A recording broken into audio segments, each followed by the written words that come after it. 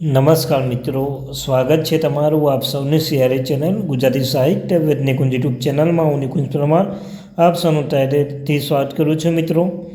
તો આજના વિડીયોમાં વાત કરવાના છીએ નવા વર્ષમાં, એટલે કે મિત્રો 2025થી તમામ રાજ્યના અને કેન્દ્ર સરકારના પેન્શન માટે પેન્શન અંગે આ નિયમ લાગુ થશે. જો તમે પેન્શન ધારક છો તમારા માટે આ વિડીયો ઉપયોગી બનશે મિત્રો. તો ચાલો વિડીયોની શરૂઆત કરું છું. વિડીયો શરૂ કરતા પહેલાં ચેનલમાં નવા ચેનલ સબસ્ક્રાઈબ કરી લો. વોટ્સઅપ ચેનલ ટેલિગ્રામ બંને બનાવે છે, લિંક પર ડિસ્ક્રિપ્શન મૂકું છું.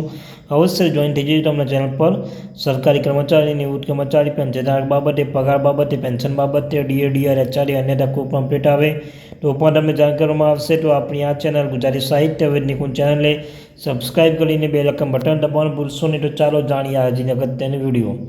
તો મિત્રો, પેન્શનના નવા નિયમો 2025માં નવા વર્ષમાં તમે કોઈ પણ બેંક અથવા જગ્યાએ સરળતાથી પેન્શન લઈ શકશો. અમે તમને જણાવી રહ્યા છીએ કે કર્મચારી ભવિષ્ય નિધિ સંગઠન EPFOની એમ્પ્લોયી પેન્શન સ્કીમ એપ સાથે જોડાયેલા તમામ પેન્શનધારકોને નવા વર્ષમાં મોટી રાહત મળી છે. આ નવા નિયમ પર આજથી અમલમાં આવ્યો છે. નિવૃત્તિ બાદ પોતાના વતનમાં રહેતા લોકો માટે પણ અહીં મોટી સગવડ છે. વાસ્તવમાં થોડા દિવસ પહેલાં કર્મચારી પેન્શન યોજના 198(5) માટે centralise pension payment system CPC પ્રસ્તાવ સમક્ષ શ્રમ અને રોજગાર મંત્રી મનસુખ માંડવિયા એપના સેન્ટ્રલ બોર્ડ ઓફ ટ્રેઝરીઝ અધ્યક્ષ દ્વારા મંજૂરી આપવામાં આવી હતી. ત્યારબાદ આ સુવિધા નવા વર્ષથી કર્મચારીઓને પેન્શન મળવાનું શરૂ થયું છે અને 78 લાખ પેન્શનધારકોને સીધો લાભ મળશે. EPFOના આસિસ્ટન્ટ કમિશનર જણાવ્યા મુજબ વર્તમાન સિસ્ટમ દ્વારા EPFO ઝોનલ અને પ્રાદેશિક કાર્યાલય હવે ફક્ત 3 થી 4 બેંકો વ્યક્તિગત સ્તરે વ્યવસ્થા કરે છે. આ સ્થિતિમાં જ્યારે કોઈ કર્મચારી સેવામાં હતા ત્યારે વર્તન જાય છે ત્યારે તેની ગેરહાજરી કારણે પેન્શન મળવાની મુશ્કેલીઓનો સામનો કરવો પડશે. તેની ખાતરી કરવા માટે EPFO બેંક શાખા સાથે કામ કરવું પડશે. CPC લાગુ થયા બાદ હવે પેન્શન મેળવવાનું સરળ બનશે. આ ઉપરાંત પેન્શન શરૂ થયા બાદ તમારા પેન્શનધારકોની વેરિફિકેશન માટે કઈ બેંકમાં શાખામાં જવાની જરૂર નહીં પડે. પેન્શન જારી થયા પછી તે તરત બેંકમાં જમા કરી શકાશે. કર્મચારીઓને તેમના દસ્તાવેજ પણ આ વાતનો ઉલ્લેખ કર્યો છે.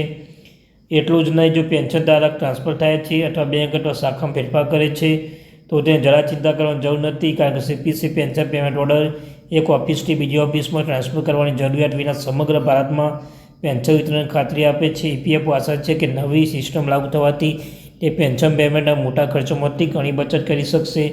સેન્ટ્રલાઇઝ પેન્શન સિસ્ટમ આજથી લાગુ થવા જઈ રહી છે, જેનો સીધો લાભ નિવૃત્તિ પછી તેના વતનમાં રહેતા લોકોને મળશે. પેન્શન શરૂ થયા પછી કર્મચારીને વેરિફિકેશન માટે બેંક શાખામાં જવાની જરૂર રહેશે નહીં.